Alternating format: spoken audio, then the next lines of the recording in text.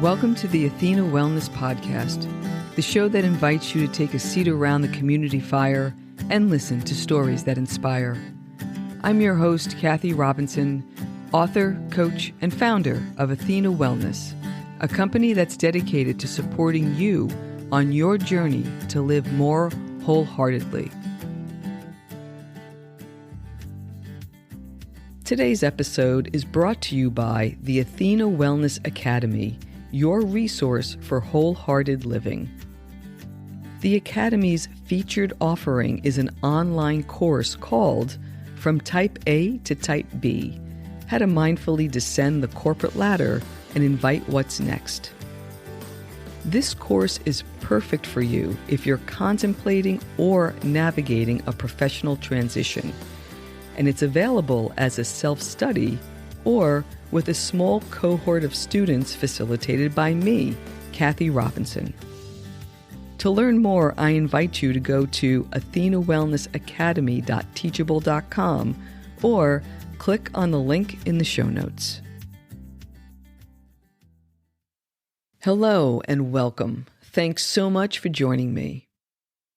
What would it be like to experience each moment to the fullest, feeling calm, having abundant energy, and feeling deeply connected in relationship?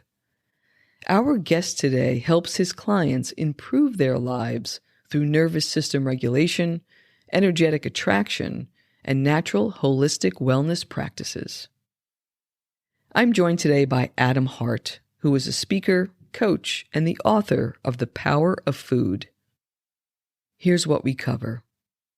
Adam's life-changing journey of self-discovery, how to make positive life changes without implementing restrictions, how regulating your nervous system helps in times of life transition, a simple way to set the tone for your day, and how that morning practice can lead to manifestation. You can learn more about Adam at clearimpact.io, and I'll put a link to his website, email, and book in the show notes. And now on to the show. I hope you enjoy the conversation. Adam, welcome to the Athena Wellness Podcast. Thank you so much for being here today. Yeah, thanks for having me, Kathy. I appreciate it. So please share a bit about who you are and what you do. Well, I am, I really do consider myself a leading expert in terms of supporting busy parents to get unstuck, to feel more connected to daily fulfillment and be the ideal role model for themselves, their family, their community, and the world. You had quite a journey, I think, that brought you to the work that you do today. And I'd love for you to share a bit about the self-discovery that you went through when you were in your 20s, just as a way to frame the conversation that we're going to have today. Yeah, absolutely.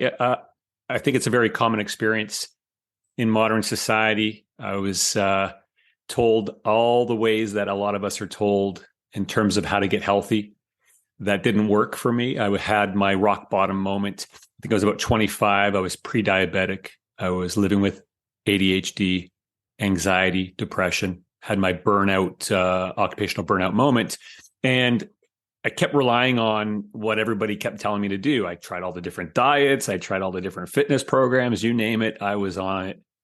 And the motivation was there, but the results never came in terms of the long-term experience of maybe it was more energy, maybe it was getting rid of the extra weight around my gut, the better quality sleep, the less agitation, the shifting of my escaping habits. I never quite found the right solution. And then I did. And it came in the form of beginning to tune into my own ability to regulate my response to stress. And this is all around the nervous system regulation. And so my big discovery was a sport, rock climbing, that began to give me a deep perspective on how I could actually train my own stress response in the moments of my life elsewhere where I was very anxious. And my life transformed ever since. What I love about that story is that it really was a journey, right? Mm. And I think your comment about you had the motivation, but you weren't seeing the results, that's very typical, right? We're always looking for that next thing. Mm. What was it that kept you going? I mean, most people don't hit burnout at 25, and you did. And there were a whole bunch of other things that are happening. But what was it, do you think now, looking back, that kept you moving forward? Yeah, I think it's, there's a natural instinct for all of us to explore our own possibilities. And being that young, I think that helped me because I definitely had age on my side where I knew there was more to what was happening in my life and how I was feeling. I didn't understand how to tap into this idea of purpose, but I knew there was something. And I think there's this element where you do hit that rock bottom moment where there is a surrendering that happens. And that's not uncommon. And we see it in a lot of the different mentors and teachers out there. Somebody who I look up to a lot is Eckhart Tolle, his discussion of his rock bottom, and very similar where all of a sudden there's this element of, well, I have nowhere else to go. So I guess I could just let go of the suffering. And that's kind of where the light showed up for me. And, again, I never lost motivation in terms of searching or seeking something, but it took that journey. It took a long time till the something actually showed up, and many years of suffering inside of my own mind until I was able to find the escape. I think it's a very hopeful message. And what I love about what I've read about your journey is that you gradually added good things and then as you just mentioned, like you let some of the things that weren't working go. Mm-hmm. Like maybe it was obsessive thinking or whatever it was that you felt was holding you back. Slowly let that go while adding good things to the mix. And I love that ideology, but was that intentional when you were going through it, or was it just out of trying all these different things and it kind of worked out that way? Well, I mean, I knew from all the diets that I had tried that as soon as I tried to restrict myself in some capacity around what I was choosing to or not eat, I noticed that my brain would trip me up a lot and it would crave what I was restricting myself from eating. So I realized in that moment, okay, so obviously the restrictive process is doing something to my brain that my brain likes because it's creating stress, which is making it harder for me to stick to. So when I eventually found what I did find in terms of my ability to create more presence through the rock climbing experience, learning how to regulate my stress response in the moments of life that I was feeling triggered, that the moments where my brain was trying to trip me up, that I could actually work with that exact moment to teach my brain to not do that. And it opened up this doorway for exploring opportunities for adding things in a way where I wasn't feeling so stressed out by the changes I was making. I never had to eliminate anything in my process. It was always a matter of creating enough space to recognize that all I'm after is to disrupt the pattern of my own mind so that my mind starts to give me space to explore the other choices that are available, right? So an example would be, okay, so what climbing taught me was that I can reset my own nervous system when I was in my own anxiety. So that's a real fight or flight moment. If you don't reset it while you're climbing, you actually could get hurt. But then I realized from climbing that, okay, so my whole life has this feeling. My whole life, I feel like I'm in a high state of anxiousness and fear and uncertainty and worry and frustration about my career, about my finances, about my relationships, about certain parts of my health. My brain had learned these patterns of keeping me locked in thoughts that kept me quite triggered. And so when I realized through climbing that I could reset my own mind in the climbing scenario of anxiety, well, why can't I do that in other areas? And that's when I brought it into my sugar addiction. That was the first place I brought the practice into, and essentially immediately began to transform my addiction to sugar by not eliminating it, but by breaking the mental pattern associated with it. And so how that looks, there is a practice. It's called heart flow. This is my breath practice that I teach all my clients as the primary access to being able to start to cultivate a relationship with presence. It's a 5-step breath practice. It's just one of those things that when you realize that you can actually get yourself back into a state of power in 33 seconds and that you didn't have to go through arduous diet, big fitness program, meditating for 20 minutes every morning. I mean, these are all great things. But what I never realized was that my brain is operating 24/7. And it's locked into these pattern ways of thinking about my life because it likes the triggered response, because it likes to feed off of the adrenaline from my fight or flight response. And so when I reset it from climbing and got back all this beautiful power, more focus and motivation and strength and endurance, I said, okay, how can I bring this into my sugar addiction? And what I realized was, okay, in the moment that I'm craving cookies, and this was my big one, I love cookies. I still do. And the craving's not the same. But at the time, it was so heavy where I would just have a bunch of cookies in my mouth before I even knew it was happening. And, anybody with any addiction will know this process. You're already in it before you even know you're doing it. And that's coming from the brain's desire to just lock into being fed certain hormones and certain neurotransmitters. And so in the moments that I was craving the cookies, all of a sudden I said to myself, okay, Adam, picture yourself on the side of the cliff as if you're climbing, and do what you do when you're climbing. But now you're standing in your kitchen holding the box of cookies, and just pause. Do your breath practice, the 33 seconds, reset your own stress response, and let it go. You have the choice at that moment to either continue to choose to eat the cookies or do what other choice comes next. And from doing that process and that process alone, all of a sudden I realized that the power of the craving started to dissipate. I didn't have to eliminate the sugar, but because I was no longer creating a reaction that my brain was feeding off of, my brain recognized, okay, so Adam, you're not reacting to sugar. It goes through this process where the first little bit it gets angry because it's upset, you're not reacting. And it's like the bag of candy you give to the kid, and then you take the bag of candy away, it's going to throw a tantrum. But if you're mindful of the fact that your brain just got louder around your craving, it becomes almost comical because you all of a sudden have a separation from it where you realize, wow, that never was me. I associated with it as that's who I was. But now it got so loud that you're like, oh my God, that's ridiculous. I actually gave into that for so long and didn't realize that I actually had the power to transform that relationship with that trigger.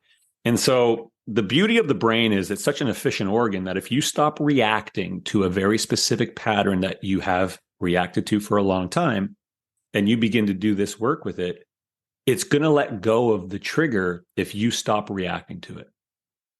It might look for other ones to pull in, but it's going to give you freedom from that trigger.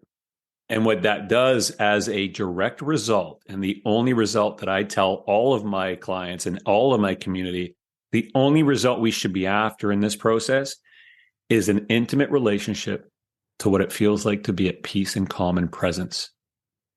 Because that's what becomes your dominant setting when you do that kind of work with your own nervous system.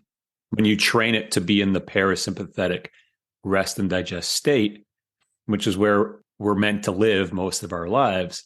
But modern society has us flipped backwards, where 80% of our lives is lived in fight or flight. And so we have to train that back into ourselves. And just for the audience's perspective, you came upon this and you learned this about yourself. You, in your 20s, found indoor rock climbing. And if I remember the story correctly, you were up on the wall and had realized that you weren't a big fan of heights. And there you were, and you had to find a way to soothe in that moment and continue. Is that a fair depiction? Yeah. There was something about the indoor climbing experience that I was able to play with my own fear response in an environment that actually felt comfortable to push. And I think for a lot of us, it's a place that we often avoid. We won't push into the uncomfortable. We won't push into the fear. And it becomes so big and so grand, and the mind really loves to create all these intricate stories around why we should stay comfortable, but yet there's no growth in comfortability. It's like nature's laws, abundance. If we're not growing, what are we doing? And it has a feeling experience to it. There's a correlating emotional frequency that comes from pushing your boundaries that you can learn to really embrace and get motivated from. And climbing provided that environment for me initially on the indoor side, to play with the anxiety of the heights and again, learn to control my brain's use of heights as a trigger, just like sugar. I'm thinking we have a lot of listeners who are going through major life changes at the moment, right? So the fight or flight that they're dealing with is more, is this the right decision? Or the decision was made for them and suddenly they're triggered, right? Because they're in a place where they weren't anticipating being in, whether it was a change of job or it's an empty nest or whatever the big midlife changes are for us, right? So how might a practice like this, I love that it's called heart flow. How might a practice like this and developing a relationship with presence and with your own mind, how might it help somebody like that? This is a big discussion. Because this gets to the quantum physics of this work. All right. And so this might land for some in an interesting way and some not at all. And some it'll be, wow, okay, I didn't realize that this was the answer. But the missing link for our experience of life is what true fulfillment feels like for us. What does it feel like to be in our own constant state of growth? Now, this has a frequency to it. We are energetic beings, and our nervous system is actually the portal for the frequency of our emotions that gets sent out to the quantum field. You can call it the universe, you can call it God, whatever you want to put as a label. But all that we are having as a human experience is a continual relationship with these emotions. Now, as we have an emotion, it gets sent out, it gets matched by the quantum field, and we feel more of that emotion. Okay. Depending on where you are in your life, you will have a very intimate relationship with the emotions you've had to this point. Unfortunately, in modern society, lots is set up for us to be stuck in a disconnect from our emotions.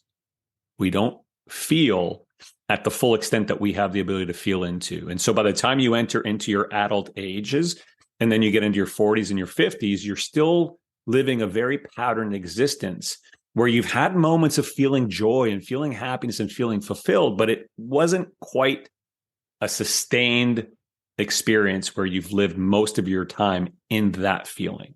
A lot of it has been a bit of a chase. How do I get it back? How do I get it back?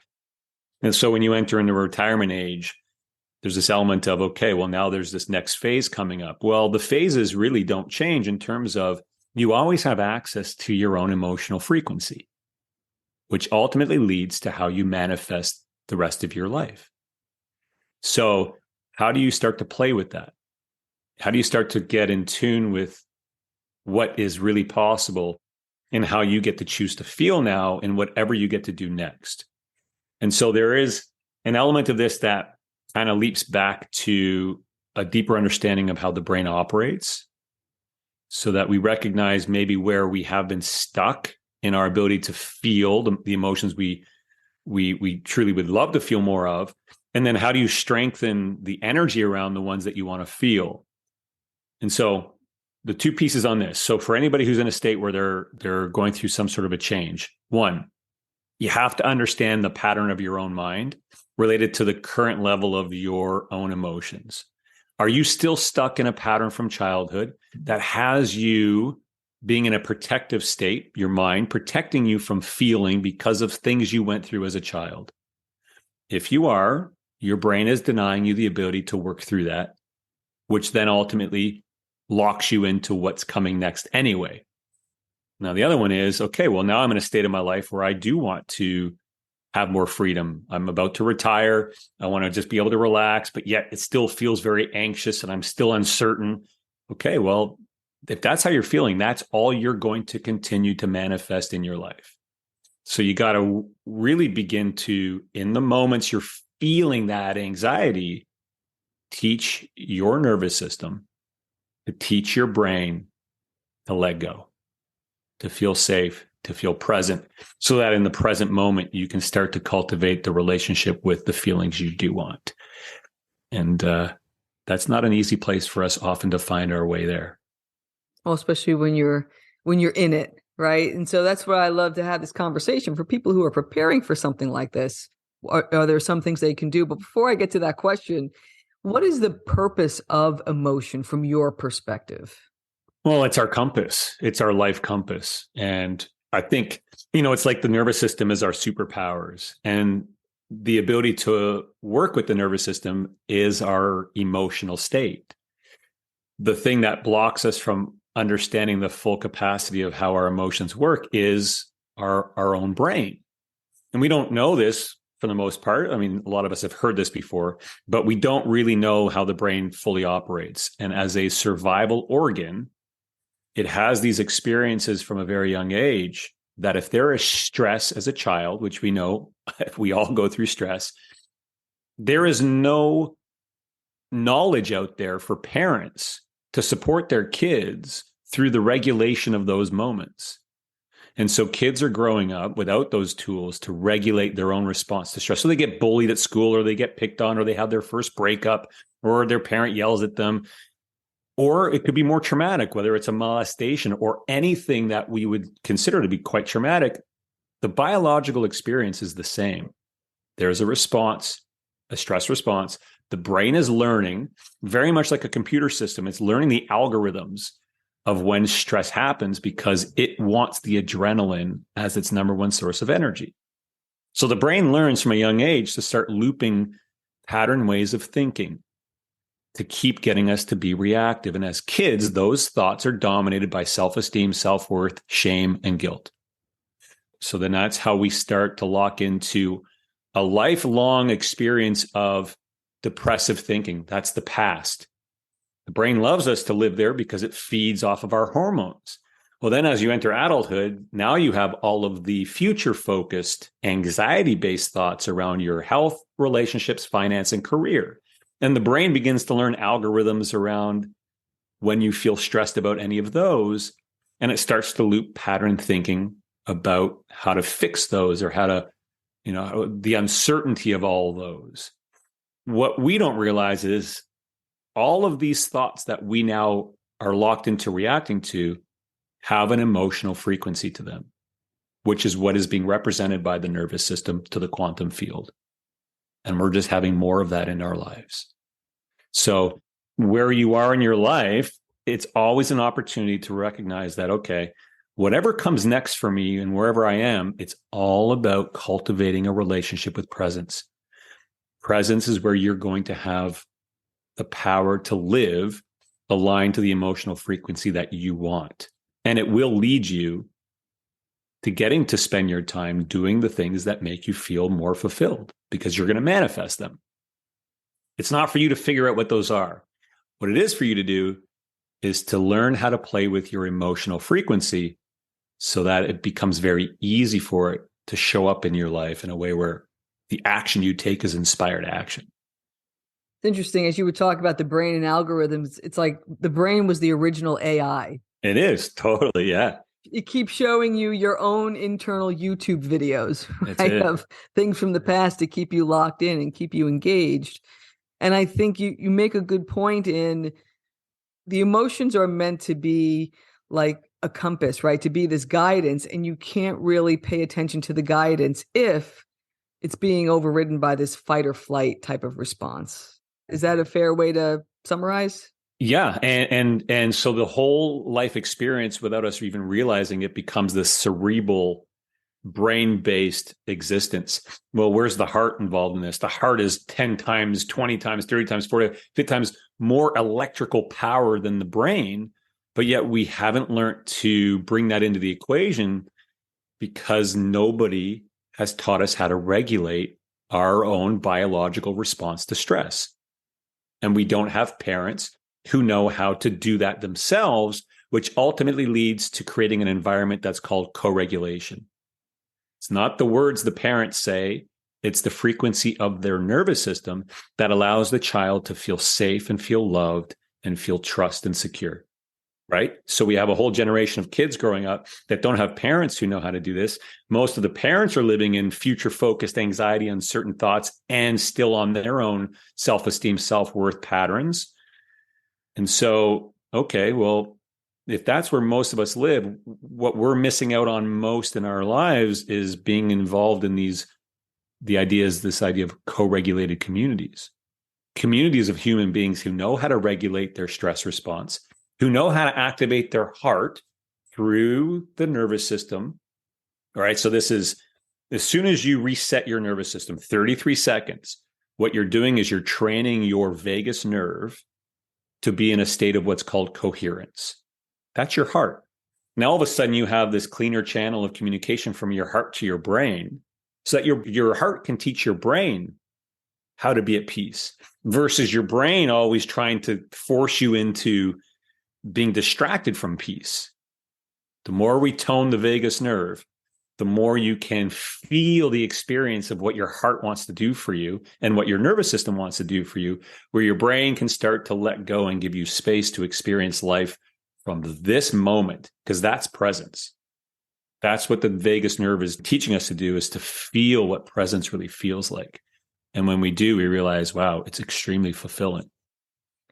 So to get practical for folks who, it could be a kid going to college, it could be somebody who's about to get married or have a baby, or somebody who's considering leaving a long-term career. Any of those major life transitions that we go through, we know it's coming up. We can feel some level of anxiety. We can feel some level of fear.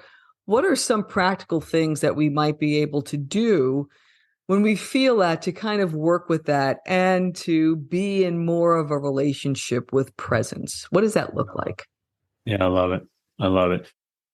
And so, I have a very particular 6-step process that I put my clients through. The number one is really mapping your own mind, starting to have a real honest look at what are the patterns of your own mind and where are you being triggered most right now? Is it in your finances? Is it in your next career move? Is it in your kids and the need for your kids to be safe? There's going to be tons of these, but we want to just find one or two of the big ones and say, okay, I'm going to choose to focus on my next move in terms of my next move in career or retirement. I'm feeling anxious about it. Okay, well, now you have to work in the moments of life that you're feeling anxious to shift your brain's use of that anxiety to deny you the ability to have it be what you want it to be. So that's where heart flow comes in. Now you're committing to 3 times or more every day. You're committing to training your vagus nerve to teach your brain to let go of that pattern. So if you think about that, 3 times or more a day, and I know, well, what does that actually mean? It's less than 2 minutes a day of very focused, committed breath practice. But it's doing it in a way where you are guaranteed to feel the results of a little more peace, a little more calm, a little more presence. So that's key, is you have to be willing to commit to the practice, but then also commit to noticing that space it opens up. That space is critical, because then once you know that that space is available for you and what it feels like to be here right now for you, because I don't know what it feels like for anybody else. I know what it feels like for me, and it took a long time to cultivate that, but it starts to expand.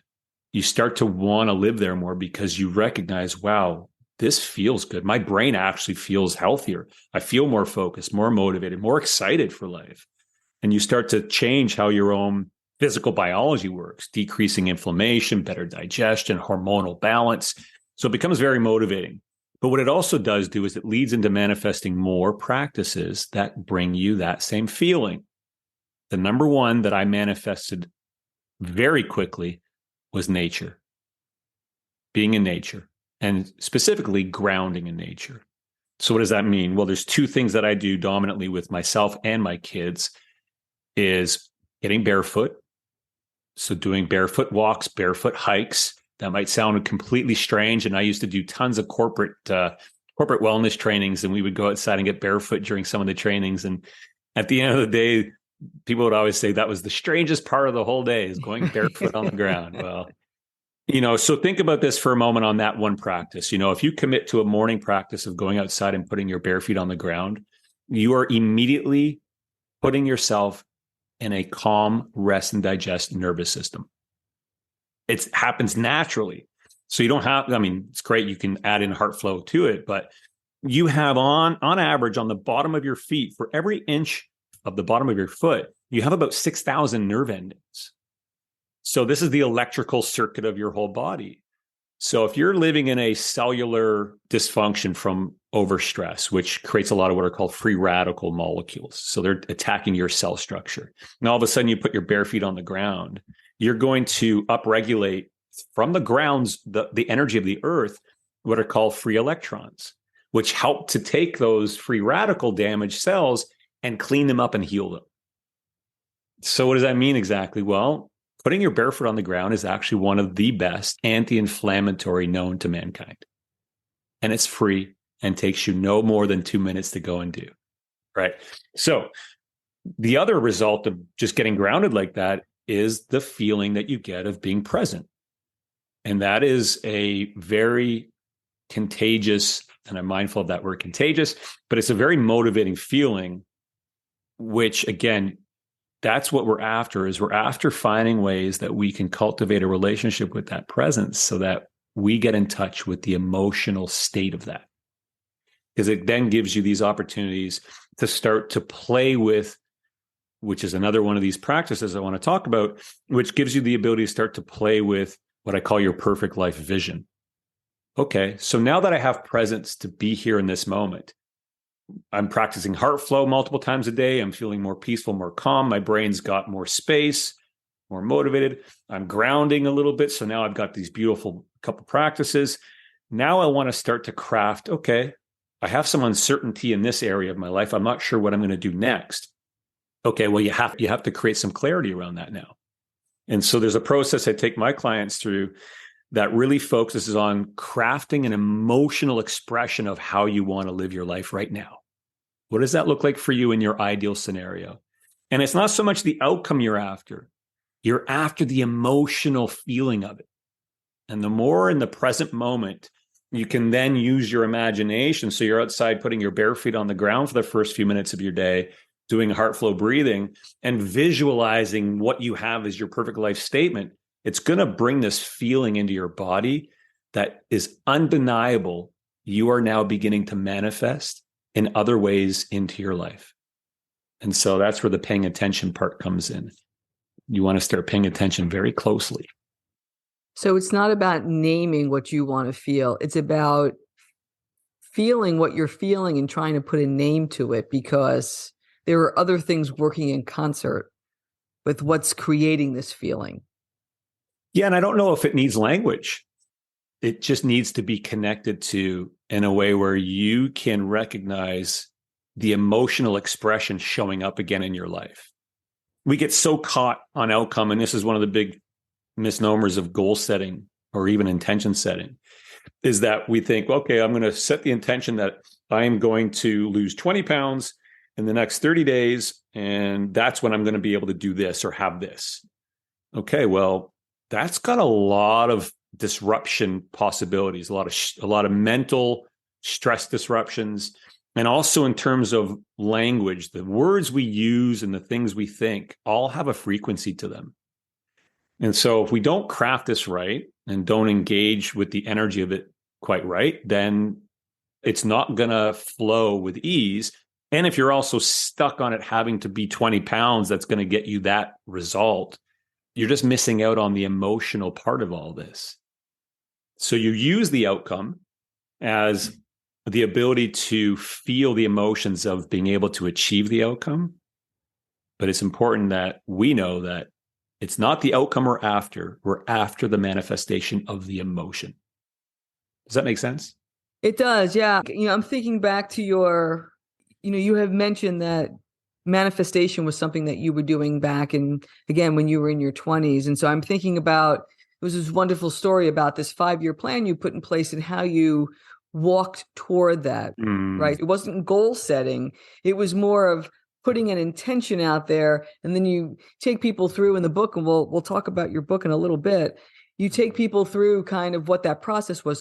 And you mentioned practices like paying attention and visualizing and all of that. Was that a precursor? Like, is this something that you built upon? So just kind of help me frame that. I love it. So in relation to what I discovered, this is probably about 5-6 years ago, was that, and so when I wrote The Power of Food, which was really my exploration into how I transformed my sugar addiction through using this methodology the just adding methodology. I had not yet discovered the ability to let go of the outcome. So when I got the book and I got on stage, I did 400 plus presentations over a 6-7 year period, rah, rah, rah, doing the big cheerleading and getting on all the TV spots. And so much of that for me was locked into, I have to have it this way. Like I got to be a big influencer. I got to be on the big stage. It's got to be like this. And it was awesome. I had such a great time, but it was an addiction, right? It didn't realize that at the time that my mind was so locked into it having to be this way that I didn't notice the disruption of my own energy and my own emotions around it, to where I missed out on the possibilities that were always there. And so when I finally got to that point of, okay, I feel really great, like things are going really well, but yet there's still something that's lacking. And what is it? What am I missing here? And that was when I realized it was the outcome. I said, okay, Adam, what if you let go of it needing to look a certain way and you really are just focused on the feeling it brings you? And as I continued with my daily practices, which are all around optimizing my nervous system, brain, relationship. It's not a diet for this purpose or a fitness program for that purpose. It's all for my nervous system. And that's when I manifested the work that I do now. It became very intimate, very small group based, highly emotional interactions with the parents I get to work with in such a beautiful way, in such a very fulfilling way, which was the feeling that I was trying to cultivate. But it was I always thought it had to be me on a big stage, rah, rah, rah, where all of a sudden now the fulfillment that I wanted, when I let go of the outcome, all of a sudden it just showed up in a way where I get to just hang out with cool parents and do this work together. I love that example of how that became another trigger. That was actually one of the follow-up questions that I had for you, because I find that as well, that you think you're focusing on one particular thing that's tripping you up. Maybe you get a handle on that for a while, and then you realize where that space opened, something else kind of snuck its way in. Right. And that's exactly what you just outlined there. So there's another point in your book where I think maybe this is what led you to the work you're doing now. And again, that your book is called The Power of Food. But the quote is, to be open to the opportunities that are in front of you right now, the universe is constantly aligning your dominant thoughts to receive and experience all you desire. And that led you to a practice that you outlined in the book called My First 10. Mm-hmm. Is that something you still do, or has that been supplanted by a new practice? Yeah. So My First 10 is still a dominant part of my process and something all my clients go through. The only part that shifted is the detachment of outcome. So the practice is very much the same way. It's just now when you go through the process of working with your ideal vision, your perfect life vision, it's in a deeper understanding that it's the emotion that we're working with. It's not the outcome. The outcome we're using to get to familiarize ourselves with what it feels like to be that way. But it's only the feeling that we're learning to pay attention to, not when it shows up as that outcome. That makes sense. Again, just to bring it for the listeners to be able to kind of wrap their heads around and how this might be useful to them. So I know you go through a whole process, and I know we'll put links and we'll talk more about what you're offering for our listeners and how they can get in touch with you. But just something to consider that somebody can put in place. The suggestion is find a way that grounds you, whatever that might be for you, and to be able to have this sense of where you want your life to go and allow the feeling to arise from envisioning what this might look like. Is that a fair way to summarize? Yeah. And there is a whole process that we take our clients through, but in this process, you learn to really explore the living energy of your vision, because it's not just a static statement of, well, I'm so excited that I wake up feeling healthy and strong. Okay, yeah, you start with that. But then as you do this My First 10 process and there's a sequence of closing your eyes and visualizing, and your imagination starts to fill in the gaps with more clarity and more detail. Your role is to continue to notice the detail, continue to write down the detail, continue to put up some, the vision board idea of the visuals of what the expression is of that emotion for you. So you want to really start to bring the emotion alive inside of your body. And at the same time, you're training your heart to teach your brain to let go of the other emotions that are blocking you from fully embracing this in a way where it starts to kind of just grow. It's this spark of light that you're learning to cultivate a relationship with, that when you're biologically, so using proven scientific-based tools to train your brain to let go, you feel the results of the commitment to doing this. And my first 10 is just a really important first 10 minutes of your day that sets your vibration up to give you the most opportunity to continue to feel that experience throughout your day. If you don't have that morning routine, and Tony Robbins calls it priming your state. And essentially you're priming your emotional frequency. And if you don't, then your brain's going to win the day. And it's going to win the day by the first thing that starts to think about, which for a lot of us, especially as parents, you come downstairs, depending on the age of your kids, and you're starting to be triggered by the fact that they're not eating the things you want. They're screaming and yelling at each other. Now you got to get them out the door and you got to prep all the things for whatever your day looks like. And you're lost. You're in that frequency now. And it's hard to let your brain know that it can let go of that kind of pattern.